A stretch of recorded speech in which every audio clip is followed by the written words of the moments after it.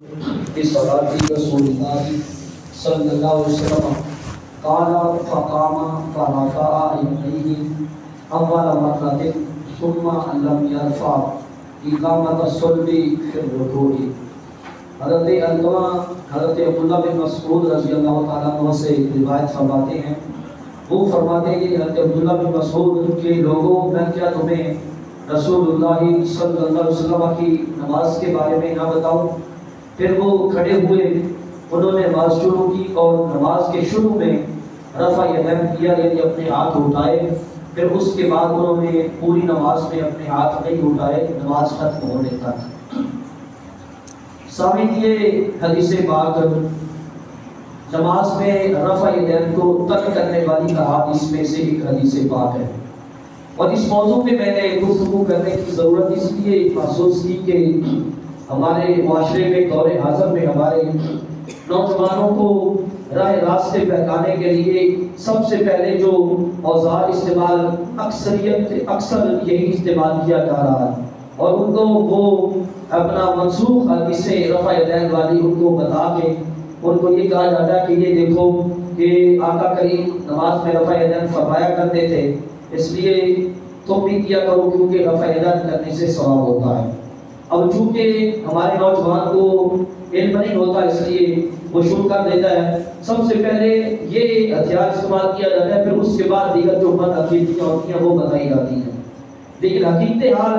یہ ہے کہ آقا کریم نے پہلے رفع یدین فرمایا ہے، بعد میں آپ نے ترک فرما دیا تھا، سرکار نے خود بھی چھوڑ دیا اور صحابہ کرام کو بھی منع فرما دیا تھا۔ یہ حدیث پاک جو ابھی میں نے آپ کے سامنے بیان کی ہے، حضرت عبداللہ بن مسعود جلیل القدر راوی ہیں، اس کے جلیل القدر صحابی اس کے راوی ہیں، اور ان سے حضرت علامہ روایت کرتے ہیں، اور پھر یہ حدیث ہے سیاہ ستہ کی، یعنی اس کو امام نسائی نے سیاہ ستہ کی کتاب سنن نسائی میں نقل کیا ہے۔ حضرت علامہ فرماتے ہیں کہ حضرت عبداللہ بن مسعود رضی اللہ تعالیٰ عنہ نے لوگوں کو فرمایا کہ اے لوگوں، کیا میں تمہیں رسول اللہ صلی اللہ علیہ وسلم کی نماز کے بارے میں نہ بتاؤں؟ یہ نہ بتاؤں کہ آقا کریم نماز کیسے پڑھا کرتے تھے؟ کہتے ہیں یہ فرمانے کے بعد خود کھڑے ہو گئے اور انہوں نے نماز شروع کی، نماز پڑھی، اور پھر شروع میں تکبیر تحریمہ کے وقت اپنے ہاتھوں کو اٹھایا، پھر اس کے بعد نماز ختم ہونے تک انہوں نے اپنے ہاتھوں کو نہیں اٹھایا۔ یعنی کہ وہ لوگ ہیں کہ جنہوں نے آقا کریم کو نماز پڑھتے ہوئے خود اپنی آنکھوں سے دیکھا کہ حضور کیسے نماز پڑھتے تھے، پھر وہ نماز پڑھ کے آگے لوگوں کو بتا رہے ہیں، اور انہوں نے صرف شروع میں تکبیر تحریمہ میں یہ جب نماز شروع کرتے ہیں ہاتھوں کو اٹھاتے ہیں، صرف اس وقت ہاتھوں کو اٹھایا ہے، اور پھر ساری نماز میں ہاتھوں کو نہیں اٹھایا۔ تو کیا ہے کہ یہ پھر سیاہ ستہ کی حدیث، دوسری حدیث سے بات حضرت جابر بن سمرہ رضی اللہ تعالیٰ عنہ، یہ بھی جلیل القدر صحابی ہیں میرے آقا کے، اور اس حدیث کو امام مسلم نے صحیح مسلم میں نقل کیا ہے۔ یعنی حدیث پاک کی سیاہ ستہ کی دوسرے درجے کی جو کتاب ہے، اس کو وہ لوگ بھی مانتے ہیں، بلکہ ساری سیاہ ستہ کو مانتے ہیں، تو سیاہ ستہ سے یہ بھی حدیث پاک اور دلیل ہے۔ حضرت جابر بن سمرہ فرماتے ہیں کہ آقا کریم ہمارے پاس تشریف لائے، اور حضور نے کچھ لوگوں کو رفع یدین کرتے ہوئے دیکھا، یعنی نماز میں وہ رفع یدین کر رہے تھے، تو آقا کریم نے فرمایا کہ کیا ہوا ہے کہ میں تمہیں دیکھتا ہوں کہ تم اپنے ہاتھوں کو ہلاتے ہو جیسے سرکش گھوڑے اپنی دموں کو ہلاتے ہیں۔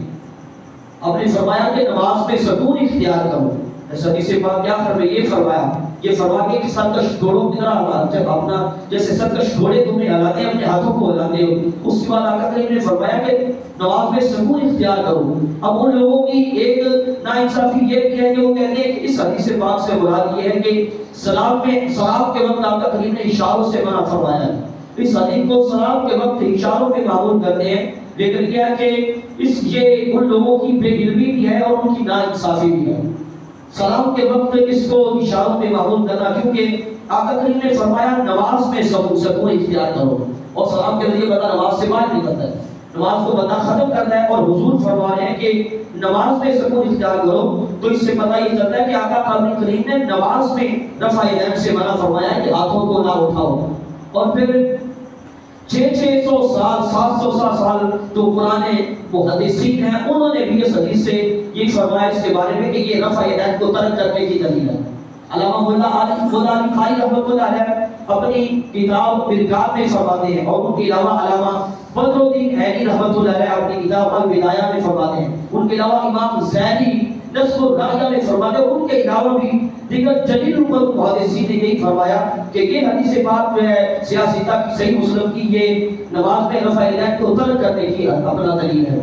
یعنی یہ 600 سال 700 سال پرانے محدثین ہیں. اور پھر ان کے علاوہ حضرت براء بن عازب اور ایک دوسری حدیث پاک سے پہلے سنا دوں، یہ بھی حضرت علامہ حضرت عبداللہ بن مسعود سے روایت کرتے ہیں اور یہ سیاستہ کی کتاب جامع ترمذی کی ہے. یہ پہلے تو میں نے آپ کو ان کی روایت سنائی، وہ سنن نسائی کی تھی، وہ بھی سیاستہ کی کتاب، اور یہ سیاستہ کی کتاب جامع ترمذی کی ہے. حضرت علامہ فرماتے ہیں کہ حضرت عبداللہ بن مسعود نے لوگوں کو فرمایا، لوگوں کیا تمہیں میں وضو کی نماز پڑھ کے دکھاؤں؟ یعنی جیسے رسول اللہ نماز پڑھتے تھے اس طرح نماز پڑھ کے دکھاؤں. پہلی روایت میں تھا انہوں نے بتایا کہ تمہیں رسول اللہ کی نماز کے بارے میں نہ بتاؤں، یا فرمایا کہ تمہیں رسول اللہ کی نماز پڑھ کے دکھاؤں. پھر اس کے بعد نماز پڑھنے کے لیے کھڑے ہوئے اور پھر شروع میں تکبیر تحریمہ کے وقت ہاتھ اٹھائے، پھر ساری نماز میں کہیں بھی ہاتھ نہیں اٹھائے.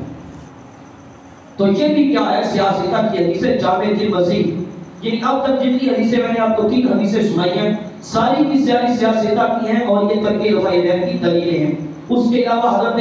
براء بن عازب رضی اللہ تعالیٰ عنہ وہ فرماتے ہیں، اور یہ حدیث بھی سیاستہ کی ہے. اس کو امام ابو داؤد نے سنن ابو داؤد میں سیاستہ کی کتاب میں نقل کیا ہے. ان کے علاوہ بہت ساری کتابوں میں یہ حدیث پاک موجود ہے، لیکن میں نے آپ کو سیاستہ کی کتاب بتائی ہے سنن ابو داؤد میں. حضرت براء بن عازب فرماتے ہیں کہ میں نے خود آقا کریم کو دیکھا، رسول اللہ کو میں نے خود دیکھا، حضور نے نماز شروع فرمائی، صرف شروع کے وقت آقا کریم نے اپنے مبارک ہاتھوں تک اپنے مبارک ہاتھوں کو اٹھایا، اور پھر ساری نماز میں حضور نے اپنے ہاتھوں کو کہیں بھی نہیں اٹھایا. اور پھر اس کے علاوہ حضرت صالح، یہ حضرت عمر بن خطاب حضرت فاروق اعظم کے پوتے، وہ بتاتے ہیں حضرت عبداللہ بن عمر کے بیٹے، یعنی حضرت فاروق اعظم کے وہ بیٹے عبداللہ بن عمر کے بیٹے حضرت صالح اپنے والد گرامی حضرت عبداللہ بن عمر سے روایت کرتے ہیں کہ حضرت عبداللہ بن عمر رضی اللہ تعالیٰ عنہ نے یہ فرمایا کہ آقا کریم جب نماز شروع فرماتے تھے تو شروع میں صرف ہاتھ اٹھاتے تھے، اور پھر اس کے بعد حضور کہیں بھی ساری نماز میں ہاتھ نہیں اٹھاتے تھے.